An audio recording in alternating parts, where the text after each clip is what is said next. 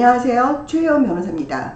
오늘은 가다 입원으로 보험 사기로 고소를 당했거나 형사 재판이 진행 중인 경우에 제가 관련해서 어떻게 대응하는 것이 좋은지 말씀을 드리겠습니다. 예전에는 나이롱 환자들이 많았습니다. 이 나이롱 환자라는 거는 내가 그 특정 질병도 없는데 병원에 입원하는 게 이제 나이롱 환자고요. 이 가다 입원은 좀 사안이 다릅니다. 최근에 많이 일어나는 보험 사기 유형이라고 하는데 내가 질병이 있는 건 맞습니다. 그런데 통원만 하면 되는 경우라든지 즉 입원이 필요 없거나 아니면 입원을 하더라도 사실 한 2, 3일이면 되는 건데 내가 과다하게 뭐 보름을 입원했든지 그러는 과정에서 입원 보험금을 편취를 했다, 이런 내용이 과다 입원 보험 사기입니다. 근데 이제 또 환자 입장에서 되게 억울해요. 왜냐면 내가 질병이 있었던 게 맞고 또 나의 주치의가 나한테 입원을 하라 해서 입원을 한 건데 그게 왜 문제가 되냐, 또 이렇게 또 주장을 하시고요. 또 사실 좀 억울한 부분이 있는 게 맞습니다. 그래서 저는 가다 입원에 대해서는 어떻게 조언을 드리냐면, 사실 가다 입원으로 일단 고소를 당했다 그러면은 이거 이렇게 가볍게 넘길 일은 아니고요. 신경을 쓰셔야 됩니다. 그래서 저는 이제 뭐 유죄를 인정할 건지 아니면 다투실 건지를 먼저 묻고요. 그 다음에 다투면은 우리가 어떤 전략을 써야 되는지 이제 논의를 합니다. 제가 이제 주로 쟁점에서 이제 고민을 하는 부분은 일단 주치의가 입원을 하라 그런 거다. 내가 질병이 있는 게 맞고 주치의가 입원을 하라 그런 거면 이건 전문가의 의견입니다. 이러한 전문가의 의견을 제3자가 뭐 함부로 그거를 입원이 필요 없다 이렇게 진단하는 거는 사실 쉽지 않은 문제고요. 그런 부분은 사실 변호사가 잘 다퉈줘야 되는 부분입니다. 그리고 또 질병 자체가 없었던 건 아니니까요. 질병이 있다는 부분도 잘 설명을 해야 되고, 같은 질병이라도 환자의 상태에 따라 입원 일수는 다를 수 있습니다.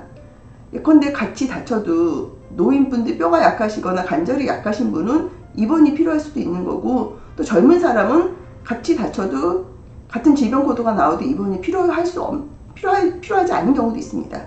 그러니까 그런 그 개개의 환자의 특성을 반영하지 않고 그냥 뭐 객관적으로만 뭐 입원 일수가 많다 이러면은 사실 좀 문제가 있을 수 있고요. 두 번째는 많은 경우 이슈가 되는 게 통원 치료가 가능한데 입원을 했다는 부분입니다. 근데 여기서 주의를 하셔야 되는 게요. 통원 치료가 가능한데 입원을 하면 무조건 보험 사기다? 절대 그렇지 않습니다. 통원 치료가 가능해도 입원이 더 좋은 경우가 있습니다. 예컨대 내가 병원과의 거리가 먼 약간 좀 지방에 교통이 불편한 데 사는데 내가 차가 없다. 그래서 병원에 가려고 그러면 뭐 갔다 왔다 하는데 뭐 3시간 이렇게 걸린다. 그런 경우 사실 통원 치료가 가능하다 그래서 통원하는 것보다는 사실 입원이 더 나을 수 있고요. 또 나 같은 경우는 뭐 집에 나를 보살필 사람이 없다. 그렇기 때문에 돈이 좀 들더라도 병원에서 입원하는 게 더 나은 경우도 있습니다. 이런 환자 개개인의 그런 상황을 반드시 검토를 해야 되는 거고요. 다음으로 이제 보험사에서는 사설 의료 컨설팅 업체에 입원의 적정성 평가를 합니다. 근데 이런 사설 의료 컨설팅 업체는 당연히 보험회사로부터 잡음료를 받기 때문에 아무래도 보험사에 유리하게 나오는 경우가 많고요. 무엇보다도 그 컨설팅 내용을 자세히 보면 전제사항이 많습니다. 나는 뭐 이러이러한 기록을 받지 못했거나 아니면 기록이 좀 제한적이다, 그래서 평가에 제한이 있다, 내가 직접 환자를 본 게 아니다 등등 전제사항이 있습니다. 그 얘기는 다시 말하면 이 사설 의료 컨설팅 업체의 입원 적정성은 한계가 있다. 사실 그런 부분도 반박이 필요하고요. 또 이제 그 보험회사에서 말하는 그 편취액, 이 편취액도 사실 반박을 해야 됩니다. 예컨대 보험회사가 내가 뭐 2023년 4월 15일에 무슨 질병으로 입원한 게 뭐 과다 입원으로 보험 사기다 이런 주장을 할 수가 있거든요.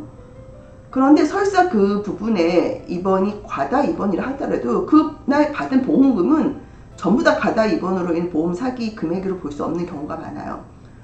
예컨대 내가 뭐 척추 질환으로 특정 뭐 디스크 진단을 받고 입원을 열흘 했다. 근데 열흘 입원한 게 뭐 과다 입원이다 이럴 때 내가 받은 보험금은 입원 보험금만 있을 수도 있지만 진단금이 포함될 수도 있거든요.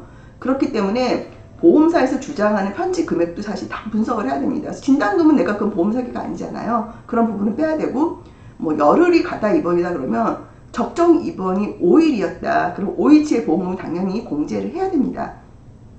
그렇지만 막상 그 편취액에 보면 그런 부분은 공제가 안 된 경우가 많아요.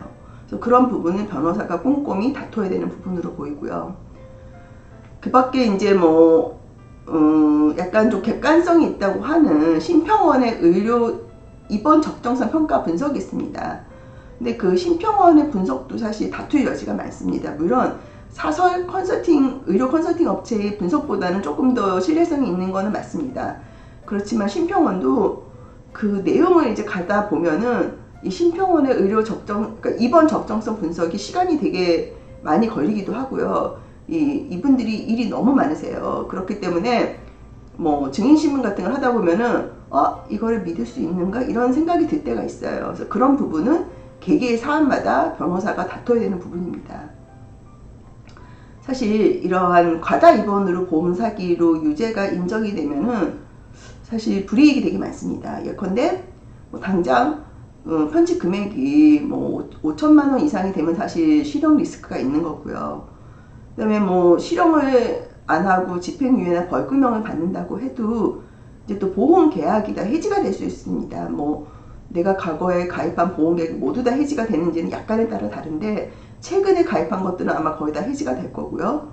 그다음에 설사 해지가 되지 않더라도 향후 내가 보험금을 청구를 하면은 이제 보험금 받기가 힘들어집니다. 일종의 이제 블랙리스트에 올라가 있는 거죠. 그리고 내가 보험 사기로 이렇게 처벌받은 게 또 공유가 될 수가 있습니다. 그러면 다른 보험사에서도 우리 회사에도 이렇게 과다 입원 청구를 했다고 또 나를 상대로 뭔가 다른 또 고소가 들어올 수가 있습니다. 그렇기 때문에 이 과다 입원으로 보험 사기로 고소를 당했거나 형사 재판 진행 중이신 분은 이 부분에 대해서는 좀 검토를 하고 전문 변호사의 도움을 받으시기를 권유드립니다. 감사합니다.